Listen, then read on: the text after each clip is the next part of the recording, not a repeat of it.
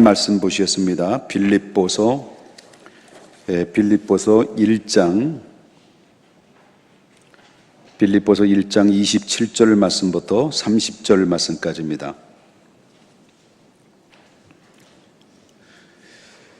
빌립보서 1장 27절 말씀부터 30절 말씀까지입니다. 다 찾으신 줄 알고 제가 한 절 여러분이 한 절 서로 교독합니다. 오직 너희는 그리스도의 복음에 합당하게 생활하라. 이는 내가 너희에게 가보나 떠나 있으나 너희가 한 마음으로 서서 한 뜻으로 복음의 신앙을 위하여 협력하는 것과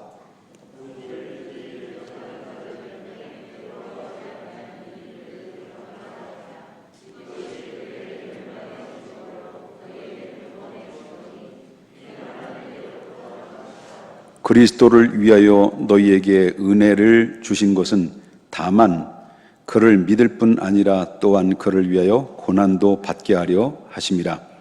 너희에게도 그와 같이 싸움이 있으니 너희가 내 안에서 본 바요 이제도 내 안에서 듣는 바니라. 아멘. 이 시간에는 정말 너무나도 귀한 시간을 맞이하게 됐습니다. 코로나 발생으로 인해서 강사님들을 또 초빙하지 못했고 그뿐만 아니라 헌신 예배도 드리지 못하는 상황 속에 있다가 우리 김한주 선교사님이 이번 2월 19일 맞죠? 19일 날 하시는 맞죠?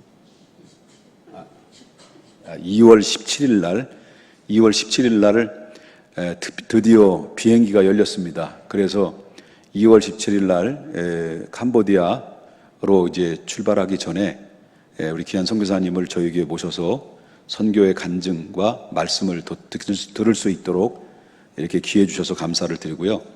특별히 우리 선교사님과는 제가 안 지는 한 2개월 정도 전에 알았습니다. 우연히 알게 됐는데 저희 대학에 또 대학은 저보다 한 3년 선배가 되셔요.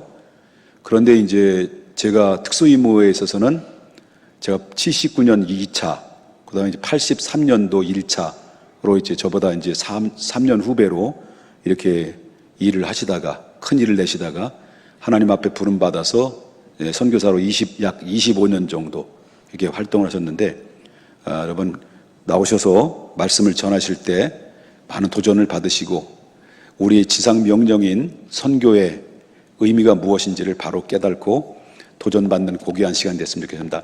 나오실 때 큰 박수로 우리 환영을 해주셨으면 좋겠습니다. 큰 박수 하셨습니다. 할렐루야, 반갑습니다. 할렐루야, 반갑습니다. 이렇게 또 귀한 재단에 또 부족한 종 이렇게 설 수 있게끔 해주셔서 목사님 감사드리고 하나님께 영광을 돌립니다. 기도하겠습니다. 하나님 감사합니다. 많은 세상의 여러 가지 어려운 일들로 인해서 우리가 믿음을 갖고 하나님께 예배하는 것이 쉽지 않지만 그 가운데서도 믿음을 가지고 하나님께 더욱더 나아갈 수 있도록 인도하시고 지켜보아심을 감사합니다. 오늘도 거룩하고 복된 날 하나님의 전에 나와 함께 예배하며 하나님의 이름을 찬양하며 하나님의 말씀을 들을 수 있게 하시고 또 하나님이 주시는 은혜를 경험할 수 있게 하시니 감사합니다. 이 시간 또 부족한 종 하나님 이곳에 세우셨사오니 주의 영으로 충만케 하셔서 주님의 거룩한 뜻을 이룰 수 있는 귀한 시간 되게 해 주시옵소서. 성령께서 이 시간 참여한 모든 심령 가운데 은혜를 부어 주심으로 인해서 더욱더 하나님의 귀한 자녀들로 하나님께 영광 돌리는 삶을 누릴 수 있도록 역사하여 주옵소서. 예수 그리스도의 이름으로 기도하옵나이다. 아멘. 예, 감사합니다. 여기 목사님께서 저를 소개해 주셨는데 제가 한 3년 정도 후배입니다. 군부대. 저도 하나님께서 특별히 은혜를 주셔가지고 생각지 않게 우리 목사님께서 나오시는 데를 가게 됐습니다. 저에게는 큰 복이었습니다. 그래서 하나님이 저를 그곳에서 엄청나게 다듬어 주셔가지고 오늘날 이렇게 선교사로 또 쓰임받을 수 있도록 하나님께서 이끌어 주셨습니다. 제가 캄보디아 간 지는 93년도에 갔는데 잠깐 제가 어떤 일을 했는지 그거 좀 동영상을 보시고 또 함께 나누겠습니다. 동영상 좀 부탁합니다.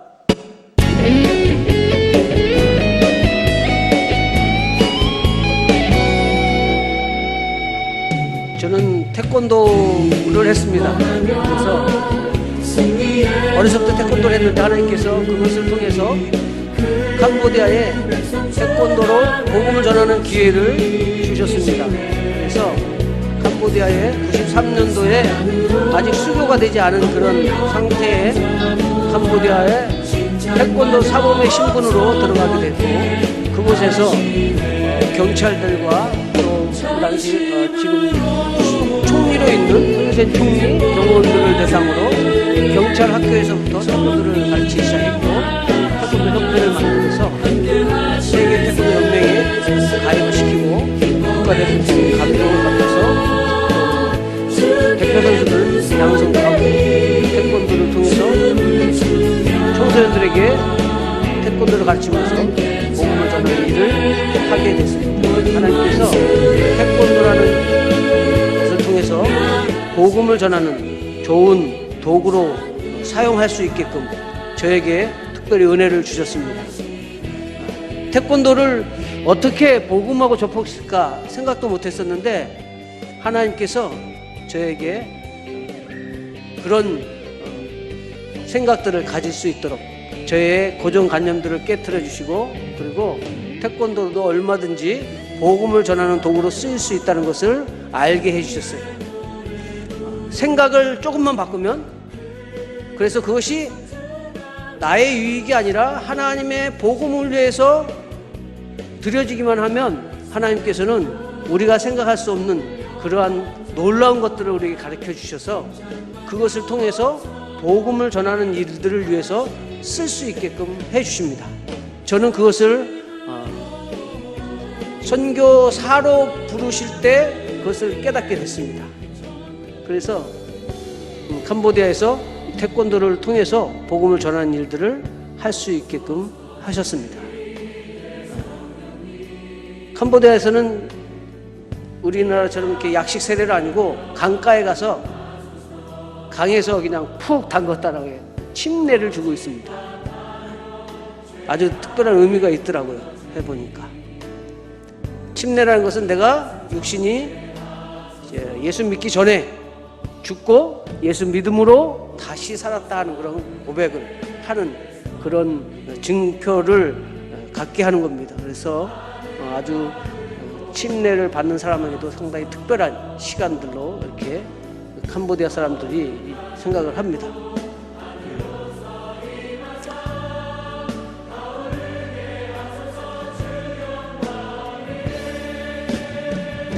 캄보디아는 75년도에 공산화되면서 아주 세계 5대 극빈 국가의 하나로 전략을 하게 됩니다.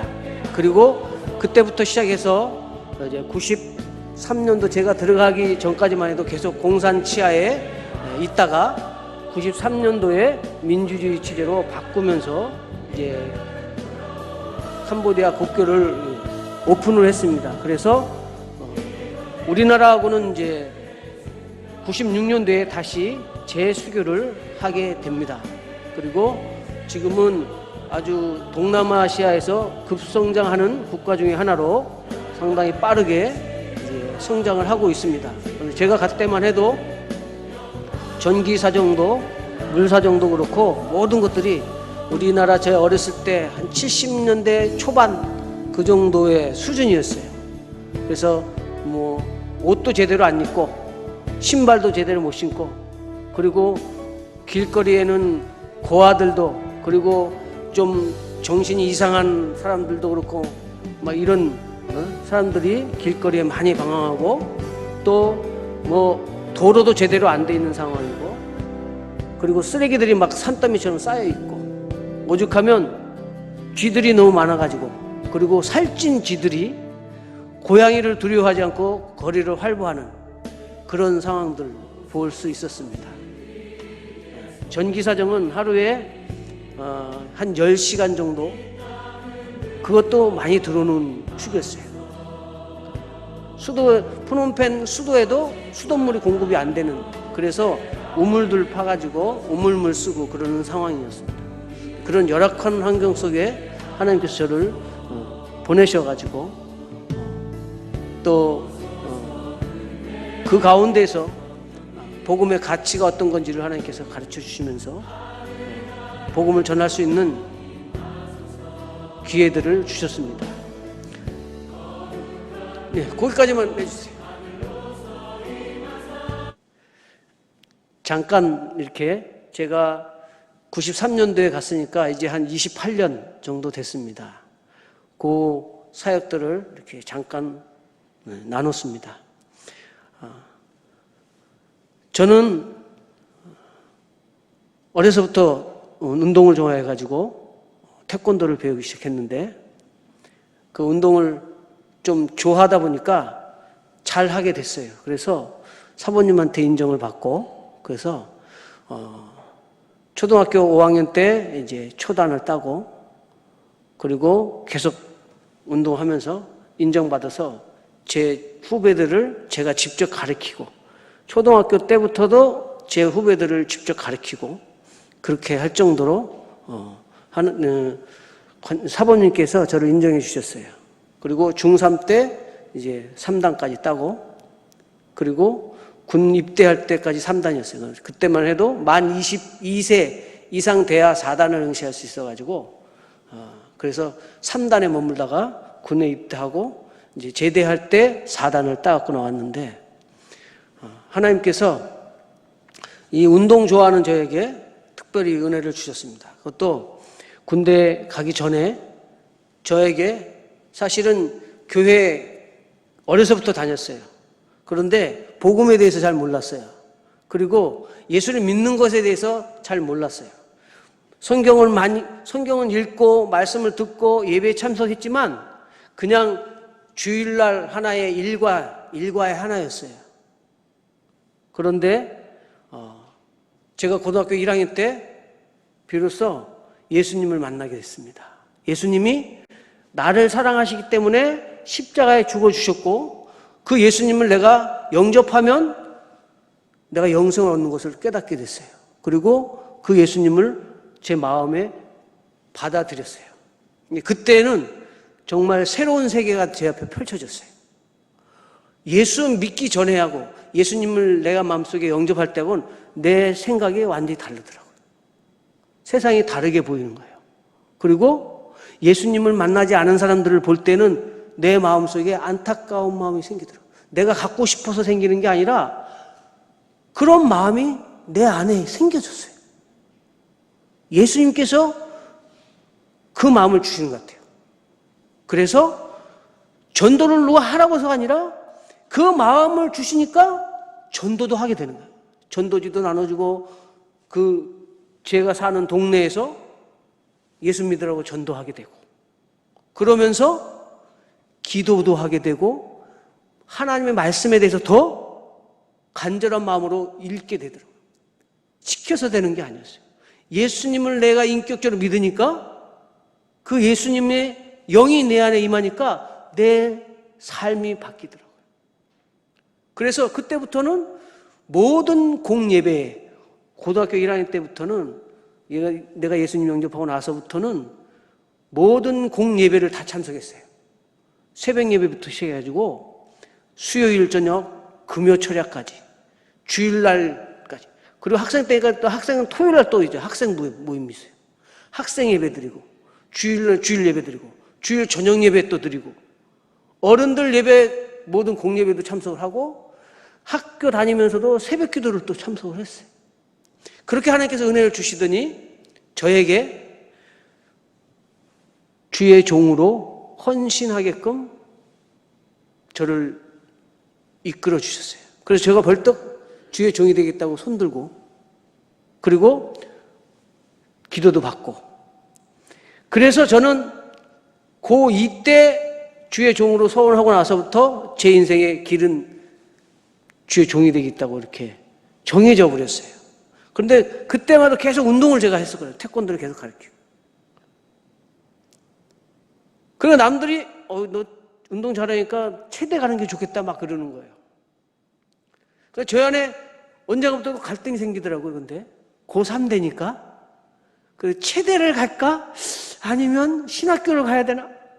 그런 갈등을 하는 차에 이제 여름방학 때 제가 몹시 감기 몸살로 인해서 몹시 앓았어요. 거의 한 4일 동안을 여름인데도 불구하고 솜 이불을 뒤집어 쓰고 추워가지고 덜덜 떨면서 누워 있었어요. 그러다가 4일째 되는 날 하나님께서 저에게 제 머리를 탁 치시면서 말씀하셔요. 네가 태권도를 아무리 잘해도 너 감기 몸살 하나 이거 못 이기잖아. 제가 운동 아무리 잘해도 감기 몸살 걸리니까요 아무것도 못하는 거예요. 그냥 추워가지고 꼼짝달싹 못하고 덜덜 떨면서 그 더운 여름에 솜이불을 그 두꺼운 솜이불을 뒤집어 쓰고서 있는 거예요. 아무것도 못하고 먹지도 못하고. 그러면서 하나님께서 깨닫게 해주신 거예요. 네가 가지고 있는 것 아무것도 너에게 지금 이 순간에 아무것도 도와줄 수 없어. 나는 할 수 있다. 하나님께서 저에게 제가 갖고 있는 것이 아무 소용이 없는 것을 알게 됐어요. 가르쳐 주셨어요. 그래서 그때부터는 딴 생각을 못하게 됐습니다. 그리고 이제 신학교를 가게 됐습니다. 신학교에 딱 가니까 저는 신학교 가면 뭔가 확 바뀔 줄 알았어요. 제가 무슨 진짜 신령한 사람은 내가 확 바뀔 줄 알았어요. 근데 그건 아니더라고요. 무슨 신학개론이 어쩌고 뭐 사도행전이 어떻고 그러면서 거다 교양 과목 들어야 되고 막 내가 기대했던 거하고 전혀 다른 거예요. 저는 뭔가 내 자신이 이제 주의 종으로서의 뭔가 변신이 일어날 줄 알았는데 그게 아니더라고요. 수업 레포트 쓰고 막 이런 거 바쁘지고 갈등이 생기더라고요. 근데 그때 어떻게 1년 과정을 지나갔어요. 겨울방학인데 군대를 지원을 했어요. 우리 목사님 가셨던 그대를 저는 병무청에 친구하고 같이 그 친구가 공군 지원한다고 해서 같이 간 거예요. 근데 하필이면 그날 그분이 오셨어요. 우리 그 대원들을 모집하는 모집관이라고 있어요. 그분이 거기 있던 거예요. 그리고 주님은 그분을 제가 만날 수 있게끔 인도하셨어요. 그래서 그 양반이 양복을 쫙 빼입었는데 머리가 대머리예요. 근데 그 테이블에 보니까 특수부대라고 딱 써 있어요. 그 옆에는 뭐 해병대 주임상사, 특전사 주임상사 이 양반들이 있는데 이 양반들 두 분이 이 사람한테 꼼짝도 못해. 양복 입은 양반한테. 그리고 다 이 사람 앞에만 있는 거예요. 그 청년들이 한 150명 정도 모였는데 이 사람이 얼마나 또 입심이 좋은지 그냥 다들 멍하니 입자락 벌리고 다 듣는 거예요. 저도 뭔가 하고 들어봤더니 혹 하는 게 있어요. 운동 잘하면 끝내준다는 거예요. 돈도 많이 번다는 거예요. 쌍권총을 찬다는 거야. 이게 웬일? 거기에 혹해가지고 얼떨결에 제가 지원서를 썼습니다. 그날 신체 검사를 받으러 갔어요. 근데 기준이 있어요. 신체 조건이 있어. 키가 165 이상이 돼. 근데 혹시나 하고 제가 이제 신체 검사 받으러 가가지고 딱 쟀는데 161.7. 이게 안 되는 거예요. 커트라인에서 안 돼. 그래서 떨어진 줄 알았어요. 그런데 합격자 발표를 하는 거예요, 바로. 신체 검사 끝났는데. 근데 제 이름을 부르네요. 깜짝 놀랐어요. 아니, 내가 키가 165가 안 됐는데? 기록관이 분명히 161.7로 적었어요. 근데도 1차에 합격을 시킨 거예요. 왜 그런지는 저는 아직도 몰라요. 어쨌든 거기서 합격이 됐어요. 그리고 2차로 신원주에, 그리고 3차에는 더 까다롭게 신체검사를 한 번 더 받고 체력 측정도 하고 면접까지. 추려서 그때 한 150명 이상이 됐는데 거기서 추려서 결국 우리 여기 서울에서 합격한 사람은 불과 5손가락이 안에도 안 들어. 근데 거기에 제가 최종 합격이 되었고 그곳에 가게 됐어요. 그런데 하나님께서 그 당시에는 몰랐어요. 그런데 그 혹독한 훈련 속에서, 혹시 목사님께서 그거 말씀하셨나요? 잘 알고 계세요? 어떤 훈련을 받으셨는지? 저도 그럼 조금 엄청난, 진짜 제가 운동을 했다고 그랬잖아요. 자신이 있었어요. 뭐 어느 정도. 그런데 가보니까 내가 그동안 했던 건 아무것도 아닌 거예요. 세발의 피야, 한마디로. 기본적으로 기본 체력 있어요. 뭘로 하면 턱걸이 60개, 평행봉 60개, 거기다가 35kg짜리 벤치프레스 누워서 하는 거 120개. 그거 해야 되는 거예요. 이거 120개 누워서 35kg짜리를 가지고. 제가 처음 측정할 때 42개 했어요. 꽤 많이 했다고 생각했는데 42개 했어요. 그 중에서는 그래도 손가락 안에 들 정도였어요. 근데 고참 우리 제가 견습대 있을 때 반장님이 딱 시범을 보이는데 저하고 키가 좀 비슷했어요. 그래서 뭐 저 정도 키 갖고 그랬거든요. 시범을 딱 보이는데 퍼버버벅 했는데 120개를 금방 해버리는 거예요. 깜짝 놀랐어요. 내가 할 때 40개 하는 것도 빠둥빠둥 했는데 120개를 한 번에 그냥 퍼버버벅 해버리는 거예요. 간단하게. 깜짝 놀랐어요. 턱걸이 그때 제가 한 30개를 했었거든요. 60개를 해야 되는 거예요, 기본이. 평행봉도 60개를 해야 돼요. 거기다가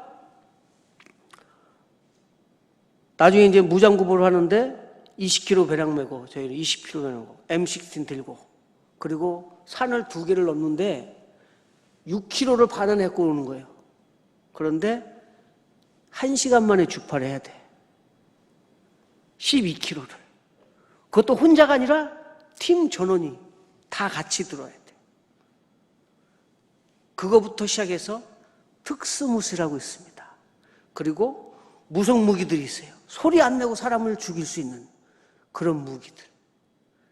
투검이라고 있어요. 자동차 스프링을 잘라가지고 날을 갈아가지고 투검 단도체로 이렇게 만들었어요. 그건 항상 차고 다니는 거예요. 일단 유사시에 그냥 던지면 100% 꽂혀야 돼. 커다란 통나무 있어요. 4등분 해가지고 좌상, 우하, 말하는 데마다 바로바로 던지면 꽂혀져야 돼. 그러니까 10발 던지면 10발 다 꽂혀야 되고, 그것도 정한 곳에.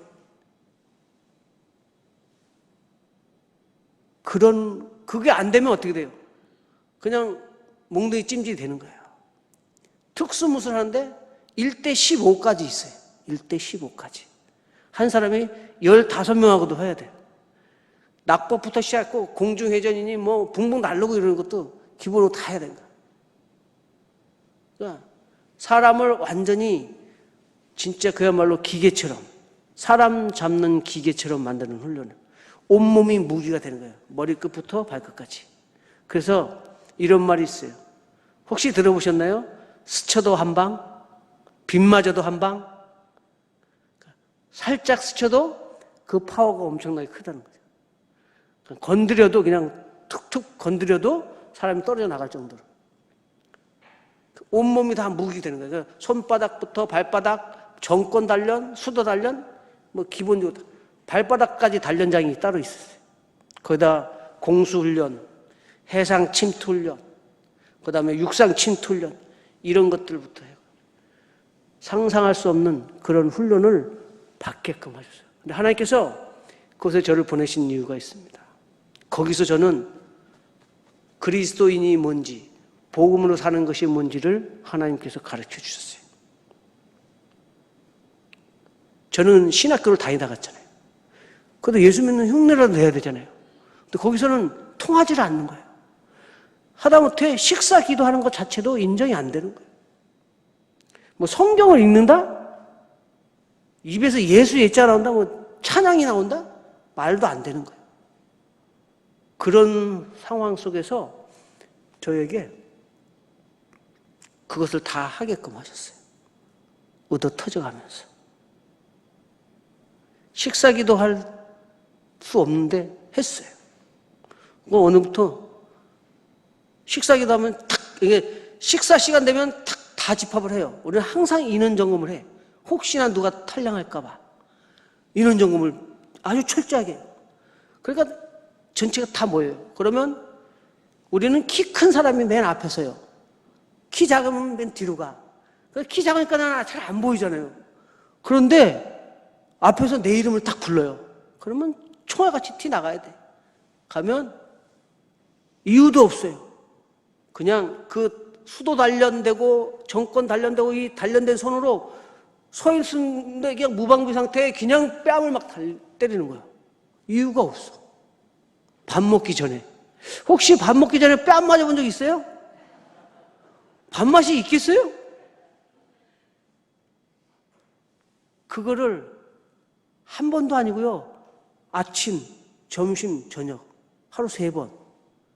하루도 아니고 거의 2달을 제가 그런 이 구타를 당했어요. 그런데도 불구하고 저는 식사할 때 기도하고 성경도 몰래 읽어가면서 기도하면서 하나님 나를 이곳에 왜? 그런데 거기서 하나님께서 저에게 주셨습니다. 내가 너와 함께 있어. 내가 너와 함께 있다. 네가 지금 의지할 그 어느 누구도 없는데 내가 너와 함께 하고 있어. 그런 마음이 내한테 하나님께서 말씀해 주시는 마음으로. 그러니까 저를 막 때리고 막 이런 사람들에 대해서 그 막 올라왔던 것들이 싹 사라지는 거예요. 그렇게 하나님께서 저를 그리스도인으로 복음으로 사는 것이 무엇인지를 어떤 대가보다도 복음이 더 중요하다는 것을 가르쳐 주셨어요. 혹시 예수님 때문에, 예수 믿는 것 때문에 창피를 당해본 적 있습니까?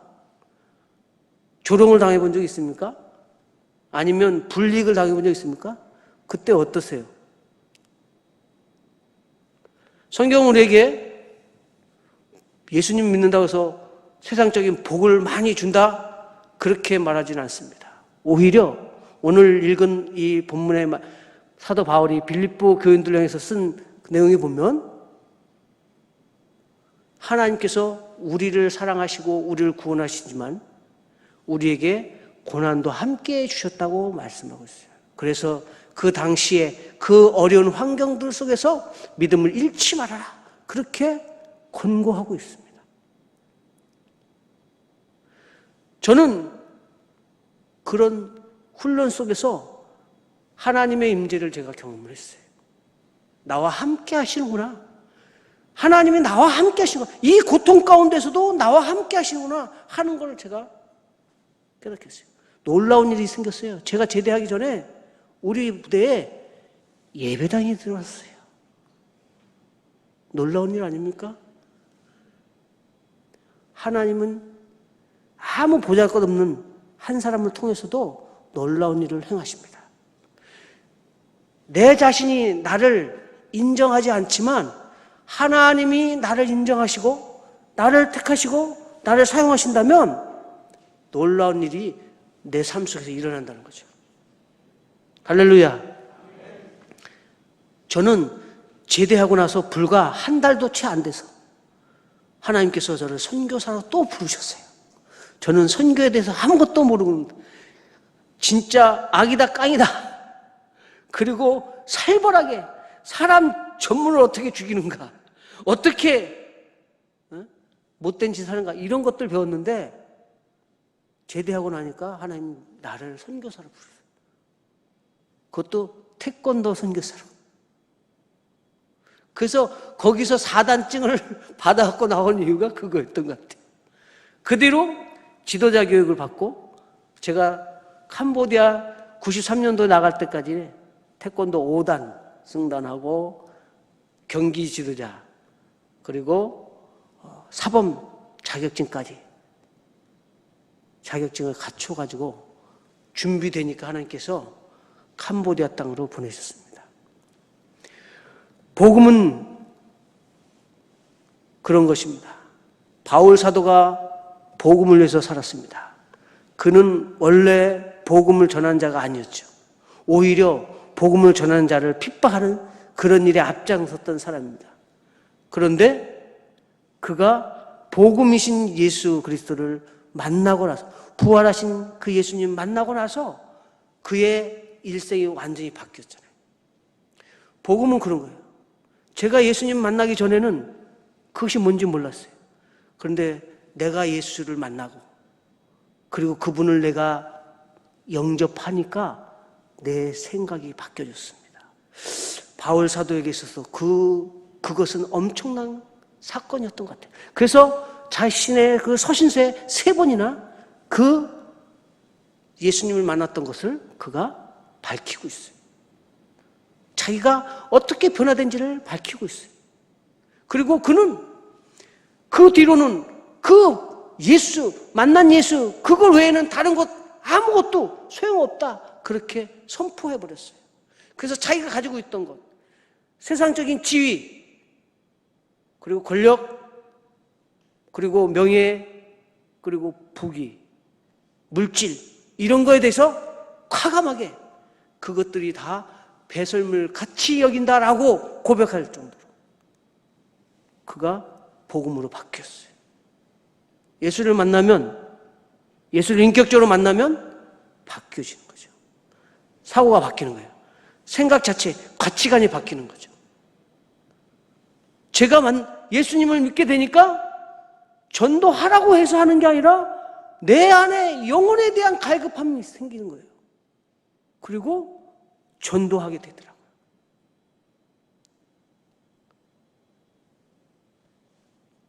그리스도인은 그 예수님 앞에 내 삶을 맡기는 거죠. 그러면 하나님께서 이끌으십니다. 사실 저는 캄보디아 갈 때 아무것도 없이 그냥 태권도, 처음에는요 조건이 좋았어요. 사실은 뭣도 해주고 그냥 막 해준다고 그래서 그냥 아무것도 준비 안 했어요. 그냥 파송교회 행정 그 서류로만 파송교회 해가지고 얼마 해놨지, 실질적으로 후원 그런 걸 하나도 안 해오갔어요. 그런데 가서 보니까 아무것도 없어. 근데 제가 결혼하고 나서 불과 5개월 만에 제가 먼저 갔어요. 신혼 때 간 거예요.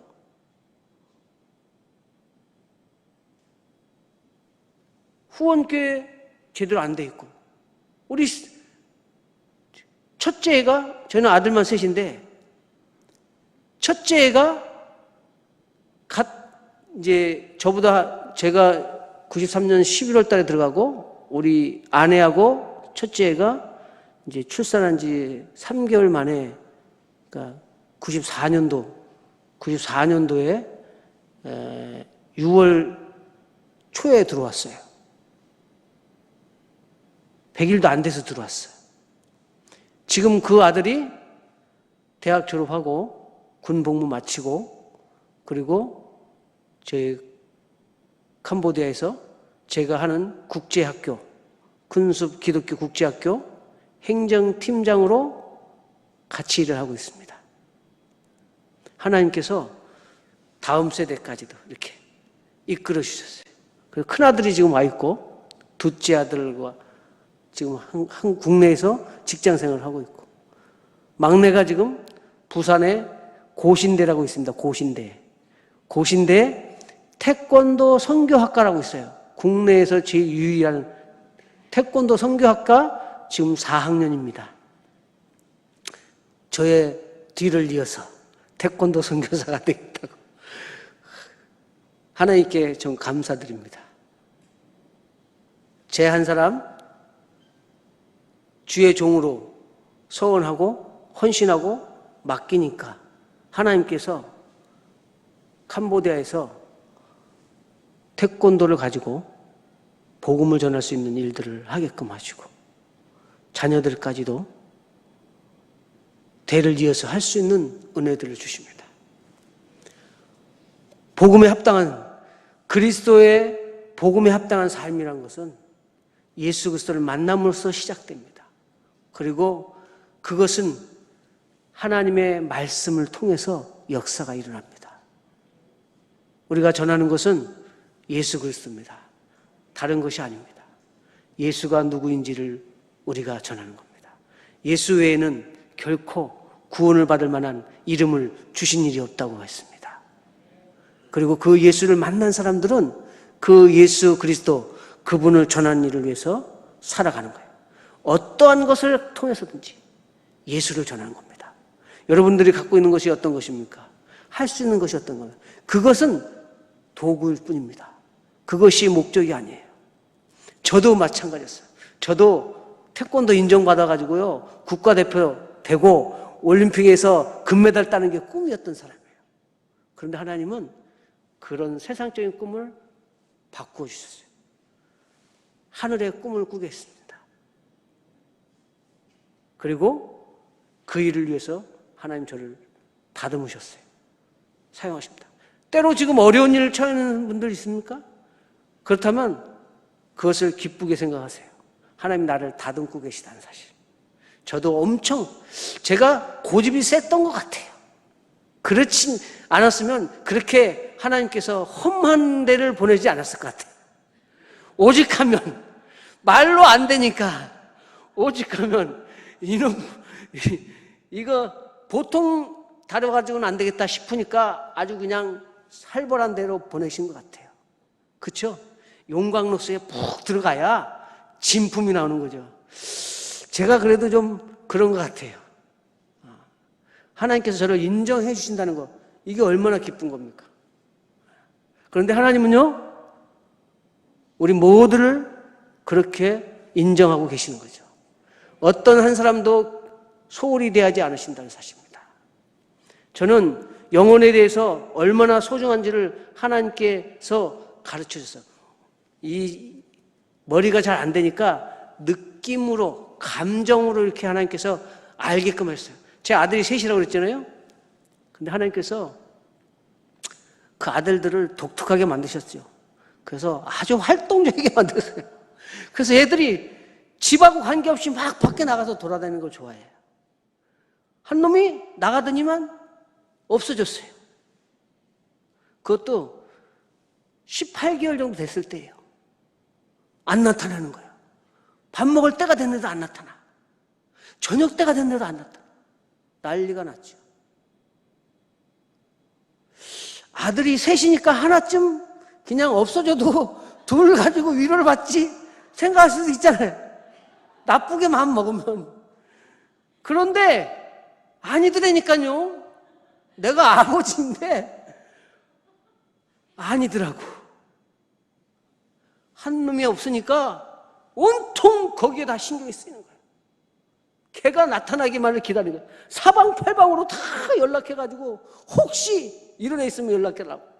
다 경찰서니 이런 데 다 연락해.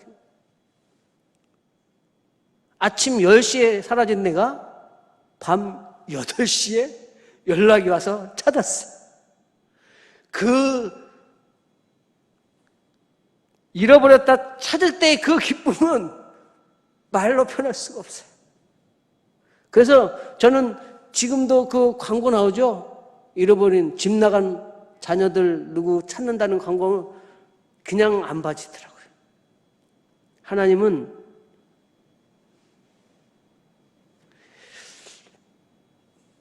우리 한 사람을 그렇게 찾고 계시는 거예요. 그리고 그가 돌아오면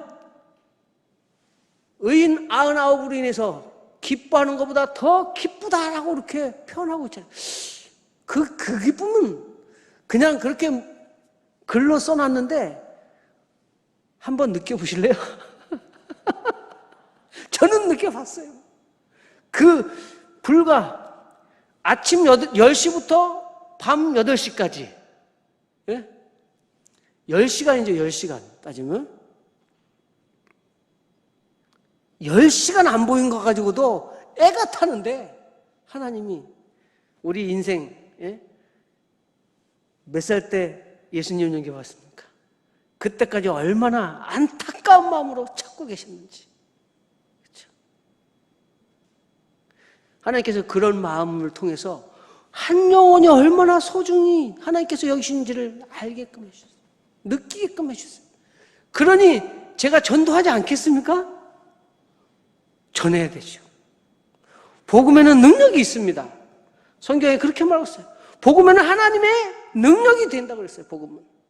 그래서 바울 사도는 자신이 나는 복음을 부끄러워하지 않는다 그랬어요.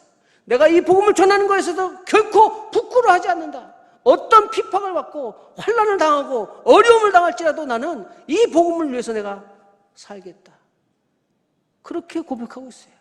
그래서 자기 자신에 대해서 하나님께서 나를 부르신 것은 세례를 주려 함이 아니라 복음을 전하게 하기 위해서다라고 자신 있게 그렇게 고백하고 있습니다.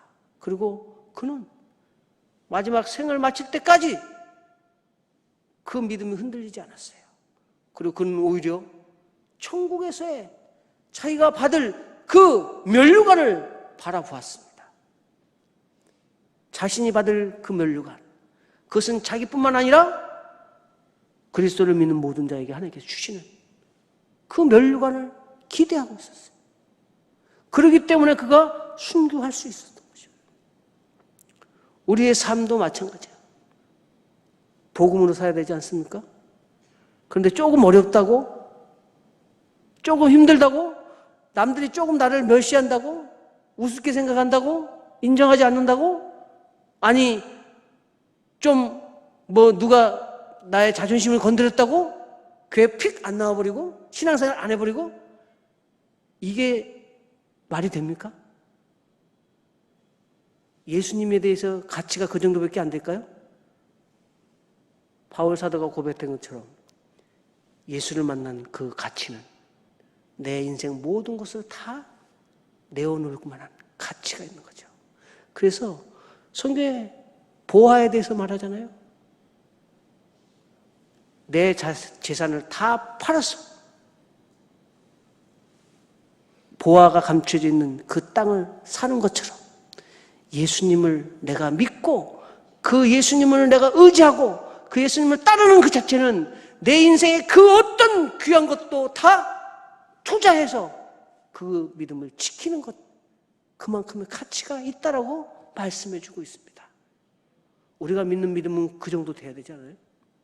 그러면 하나님께서 우리를 값지게 인정해 주시고 그렇게 사용하십니다. 태권도, 이거는 도구예요. 내가 복음을 전하는 일을 위해서 하나의 도구로 사용하는 도구일 뿐이었어요. 하나님 그렇게 역사하셨습니다. 지금도 캄보디아에서 저는 다음 세대를 준비하고 있습니다. 그래서 현지인 사역들 지금 교회도 하고 그리고 태권도도 가르치고 이렇게 하지만 하나님께서 또 다음 세대를 준비하기 위해서, 그래서 선교사 처녀들을 양육하는, 재헌신하도록, 선교사로 헌신하도록 하는 그런 학교를 하나님께서 2019년도부터 시작하게끔 하셨어요. 그래서 지금 큰숲 기독교 국제학교에 제가 교감으로 있습니다. 교장 선생님은 저보다 훨씬 훌륭한 분이 계시고 그 법인을 만들었어요. 그 법인에 제가 이사장직을 맡았습니다. 그래서 사실은 법인은 이게 돈이 좀 있는 사람들이 해야 되잖아요. 무슨 선교사가. 근데 하나님께서 그렇게 하셨어요. 법인 이사장을 맡겼어요. 아직 가지고 있는 게 없습니다. 선교사가 월 후원금 들어오는 것 같고 하는데. 그런데요, 놀라운 일은 때마다 하나님께서 필요한 사람들 통해서 필요한 것들을 공급해 주시는 거예요. 예배당을 짓는 것도 아무도 모르는 사람들을 통해서, 제가 전혀 모르는 사람들을 통해서 2천만 원, 2,500만 원, 1,000만 원 이렇게 막 보내주신 거예요. 그래서 예배당도 짓게끔 하시고 우리 아들들 셋 교육할 수 있게끔. 제가 국가유공자가 됐잖아요. 되고 싶어서 된 게 아니었어요. 우리 선후배들이 통해서 가스통 들고 청와대 앞에서 막 데모했대더라고요. 저는 그냥 가만히 있었어요. 근데 연락이 왔어요. 제 동기한테서. 그거 신청하라고. 선교지까지 물어 전화번호 어떻게 알아가지고 선교지로 국제전화로 왔어요. 그래서 저도 신청했더니 유공자가 됐어요. 하나님은 다양한 방법을 통해서 하나님의 사람들이 믿음으로 살 수 있도록 역사하고 계십니다. 믿으십니까? 그렇기 때문에 우리는 그리스도의 복음에 합당한 삶을 누려야 됩니다. 할렐루야! 우리 이 평택중앙교회가 그런 사람들로 인해서 교회가 더 부흥될 수 있기를 바랍니다. 그런 사람들이 차고 넘치기를 바랍니다. 그런 사람들 통해서 세계의 선교에 쓰임받는 교회 되기를 원합니다. 하나님께서 우리를 통해서 역사하십니다. 기도하겠습니다. 하나님 감사합니다. 부족하고 연약한 종을